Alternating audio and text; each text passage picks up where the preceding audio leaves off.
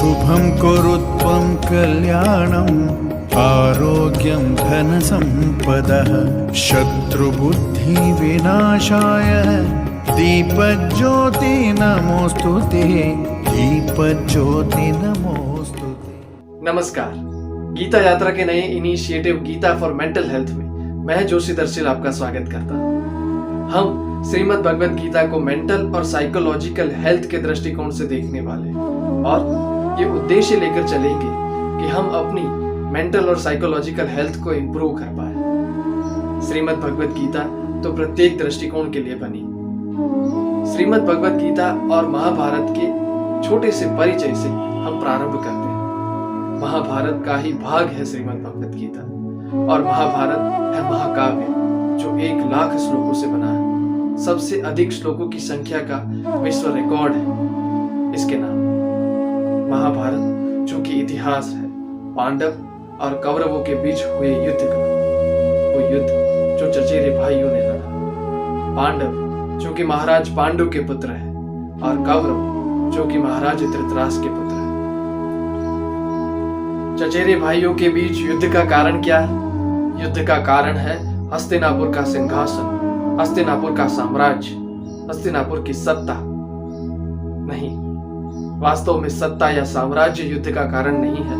युद्ध का कारण है सम्मान के लिए संघर्ष जो पांडव कर रहे हैं। पांडवों का जो अपमान हुआ था द्यूत सभा में, पांडवों की पत्नी द्रौपदी, याज्ञसेनी द्रौपदी का जो अपमान हुआ था, उसी के लिए ये युद्ध लड़ा जा रहा है। द्रौपदी के न्याय के लिए ये युद्ध लड़ा जा रहा है। इसीलिए प्रत्येक राष्ट्र, प्रत्येक समाज, प्रत्येक कुल और प्रत्येक व्यक्ति ये सोच ले, ये समझ ले, ये जान ले कि जो भी व्यक्ति जिस भी परिस्थिति में, जिस भी अवस्था में किसी स्त्री का अपमान करता है, उसे सदा सदा के लिए महाभारत जैसे महाविनाश का भाग बनना पड़ता है। ये वर्षों से चला आ रहा है, ये सदियों से चला आ रहा है।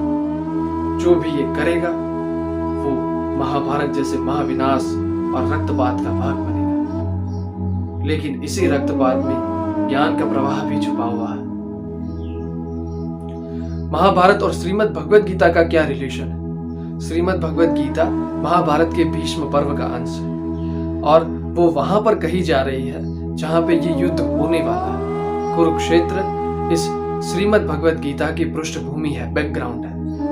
वहीं पे श्रीमद् भगवद गीता कही जा रही है। इसकी विषय वस्तु क्या है, सब्जेक्ट क्या है श्रीमद् भगवद गीता का? श्रीमद् भगवद गीता का सब्जेक्ट है discussion of Arjun and Shri Krishna. Arjun और श्री कृष्ण के संवाद के बारे में श्रीमद् भगवद गीता में उल्लेख किया गया है। अर्जुन जो कि युद्ध नहीं लड़ना चाहते, जिन्हें युद्ध से परहेज है, जो युद्ध इसलिए नहीं करना चाहते क्योंकि अपने रिश्तेदारों को, अपने स्वजनों को वो सामने देख रहे हैं। उन्हें समाज की चिंता है, उन्हें परिवारजनों की चिंता है। साथ ही साथ वो अपने कर्तव्य, अपनी ड्यूटीज को नहीं पहचान पा रहे हैं। वो अपनी एबिलिटीज, अपनी क्षमताओं के बारे में भी कंफ्यूजन में, उसके मन में असमंजस मची हुई और इसी वजह से वो युद्ध नहीं लड़ना चाहते। दूसरी ओर श्री कृष्ण उन्हें किस प्रकार से कंफ्यूजन से कॉन्फिडेंस तक लेके जाते हैं, किस प्रकार से शिदंती मम गात्राणी से करिष्ये वचनम तव तक ले जाते हैं। ये सारी यात्रा, ये सारा ही संवाद श्रीमद् भगवद गीता की विषय वस्तु है। लेकिन पता है श्रीमद् भगवद गीता की सुंदरता क्या है? श्रीमद् भगवद गीता की सुंदरता है कि वो हर दृष्टिकोण के लिए बनी, वो हर एक नजरिए के लिए बनी, वो हर एक व्यक्ति, हर एक जीवन के लिए बनी। इसमें कोई डिस्क्रिमिनेशन नहीं, इसमें कोई भेदभाव नहीं। जो भी गीता को जानना चाहता है वो प्रकाश को पाता है। जो गीता को देखता है उसका जीवन प्रकाशित होता है। इसमें कोई संदेह नहीं, कोई शंका नहीं, कोई डाउट नहीं।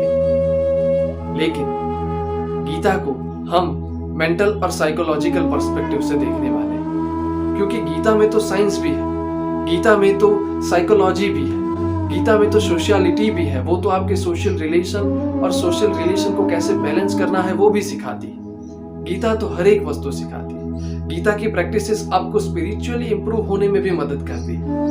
तो गीता हर दृष्टिकोण के लिए बनी, लेकिन हम श्रीमद् भगवद गीता को मेंटल और साइकोलॉजिकल हेल्थ के पर्सपेक्टिव से देखने वाले, मानसिक स्वास्थ्य के दृष्टिकोण से देखने वाले। लेकिन आप गीता यात्रा और गीता फॉर मेंटल हेल्थ से जुड़े रहिएगा। हम लोग इस यात्रा में ऐसे ही आगे बढ़ते रहेंगे। नमस्कार।